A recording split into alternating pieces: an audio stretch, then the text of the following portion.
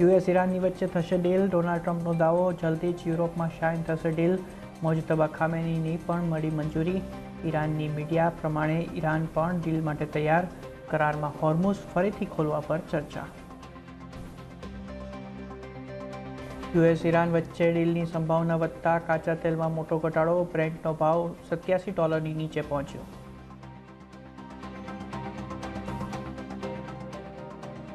પશ્ચિમ એશિયા શાંતિ ડીલની અપેક્ષાથી માર્કેટમાં શાનદાર તેજી સાથે ક્લોઝિંગ.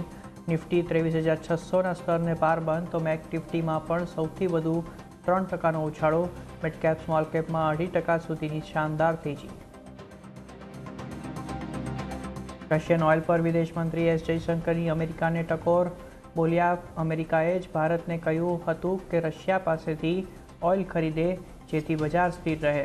જયશંકરે કહ્યું, ખોટો દેખાડો ન કરે, ભારત દરેક ખેલ સમજે છે.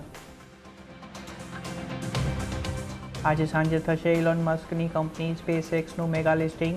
કંપનીએ $2.5 ટ્રિલિયન વેલ્યુએશન પર એકત્ર કર્યા છે $75 બિલિયન. અમદાવાદ પ્લેન ક્રેશનું આજે 1 વર્ષ પૂર્ણ. રાજ્યભરમાં શ્રદ્ધાંજલિના કાર્યક્રમો.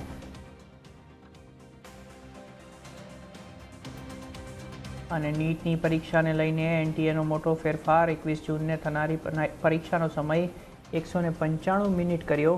રફ વર્ક માટે પણ મળશે વધારાના પાના.